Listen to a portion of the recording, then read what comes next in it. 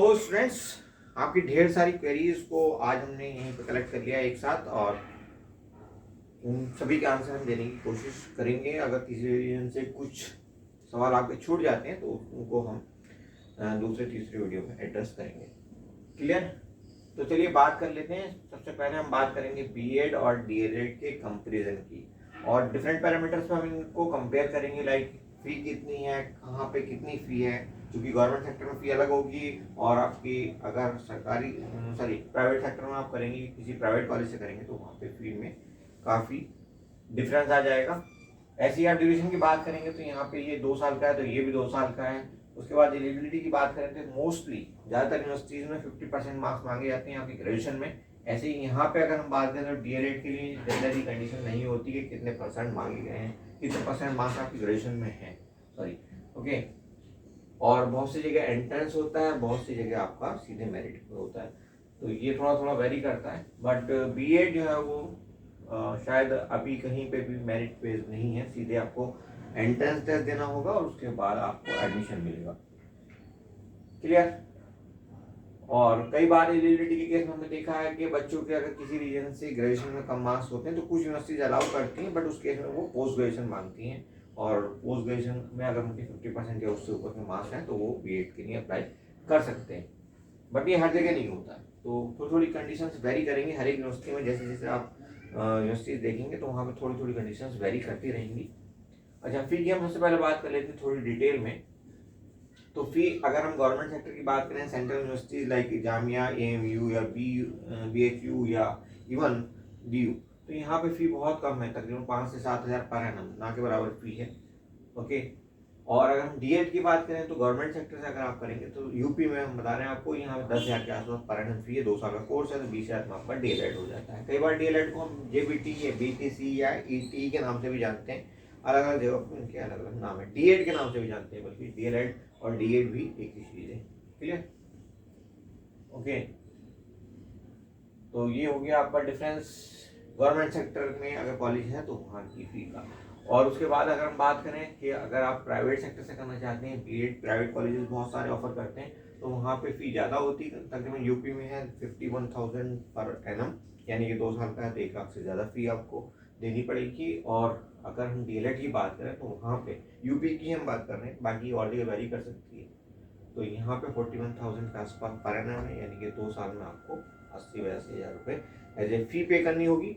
और उसके बाद हम बात करें एलिजिबिलिटी में एक और पेज है, 50% मार्क्स के अलावा कई बार जो कॉमर्स ग्रेजुएट होते हैं, यहाँ पर हमने लिखा हुआ है they are not allowed, simple commerce graduates are not allowed to appear in BEd entrance examination. BEd entrance examination में सिंपल कॉमर्स ग्रेजुएट्स को अलाउड नहीं किया जाता मोस्टली यूनिवर्सिटीज में। शायद एक आध कोई हो, अब यूनिवर्सिटी पहले तो थी एक यूनिवर्सिटी, बट अब शायद नहीं ऑफर कर रही है कोई।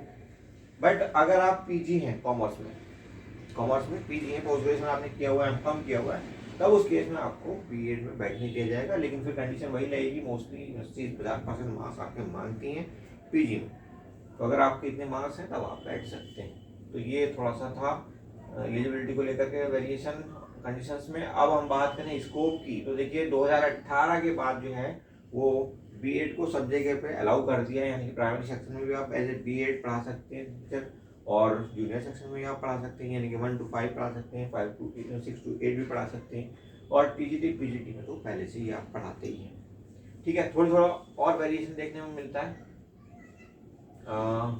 जैसे कई जगह पे पीजीटी के साथ सीटेट मांगते हैं, कई जगह पे नहीं मांगते।